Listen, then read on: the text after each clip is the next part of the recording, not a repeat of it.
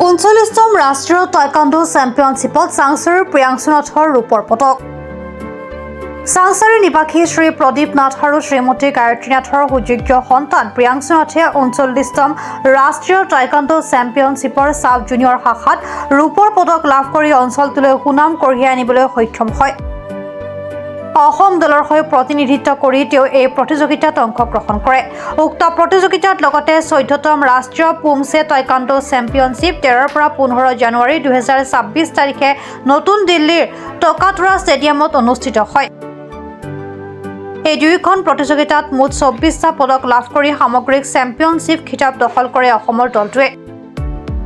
প্ৰিয়াংশু নাথ চাংচাৰী আদৰ্শ বিদ্যালয়ৰ 6ষ্ঠ শ্ৰেণীৰ ছাত্ৰ আৰু তেওঁ চাংচাৰী য়াংজা টাইকাণ্ডো এণ্ড ফিটনেছ চেণ্টাৰৰ প্ৰশিক্ষক শ্ৰী সমৰজ্যোতি তামুলীৰ অধীনত প্ৰশিক্ষণ গ্ৰহণ কৰি আহিছে। প্ৰিয়াংশু নাথৰ এই গৌৰৱজনক সাফল্য উপলক্ষে চাংচাৰী আঞ্চলিক ক্ৰীড়া সংস্থা, চাংচাৰী য়াংজা টাইকাণ্ডো এণ্ড ফিটনেছ তৰুণ অসম সংঘ আৰু BMO এণ্ড হেল্থ ক্লাব চাংচাৰীৰ উদ্যোগত এক আদৰণি শোভাযাত্ৰাৰ পাছত BMO এণ্ড হেল্থ ক্লাব চাংচাৰীত এক সম্বৰ্ধনা অনুষ্ঠান অনুষ্ঠিত কৰা হয়। অনুষ্ঠানত খেলুৱৈসকলৰ লগতে অভিভাৱক আৰু বহু শুভাকাংক্ষী উপস্থিত থাকে। নমস্কাৰ, মোৰ নাম শ্ৰী প্ৰিয়াংশু নাথ और सांसारी ये সকলে তোমাক অভিনন্দন জনাইছে কিয় তো sub junior national daily camp হৈছিল পালকটৰা ষ্টেডিয়ামত। যাতে মই চিলভাৰ মেডেল আনিবলৈ সক্ষম হৈছো।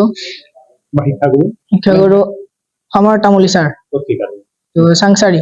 প্ৰথম বাহিৰত গৈছিলা না আগতে গৈছিলো, হাৰিয়ানা গৈছিলো, এইবাৰ দিল্লী গলো। কেতিয়াৰ পৰা প্ৰশিক্ষণ লৈ আছা তুমি? 2022 চনৰ পৰা। কোন ক্লাছত পঢ়িছা? 6 কোন স্কুল?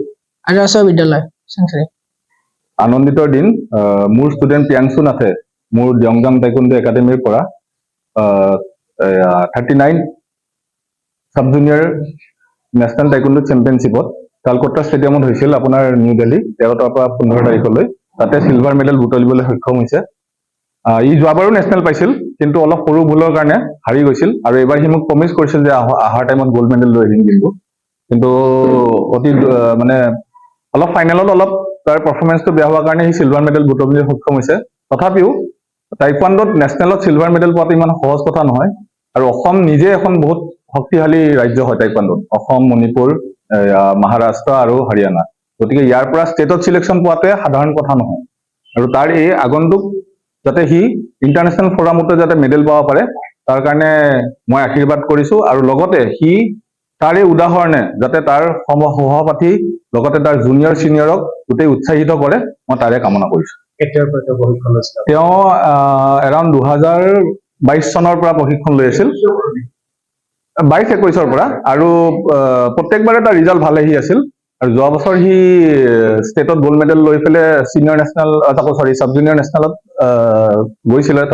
তাতে ময়ো টিম মেনেজাৰ কোচ হৈ গৈছিলো, কিন্তু সেইবাৰ সি অলপ ফ্ৰেছ আছিল কাৰণে, এক্সপিৰিয়েঞ্চ কমৰ কাৰণে অলপ মেডেল পাবলৈ সক্ষম হোৱা নাছিল।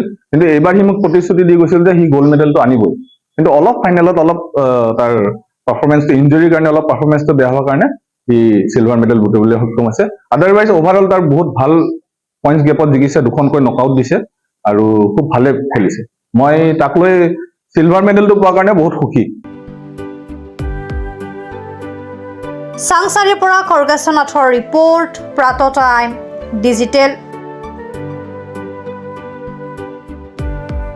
অসমৰ সংবাদ জগতখনৰ বাবে এক সুখৰ খবৰ। আপোচবিহীন ৰাইজৰ কণ্ঠ সাপ্তাহিক কবচ পুনৰ এবাৰ অসমৰ ৰাইজৰ মাজলৈ।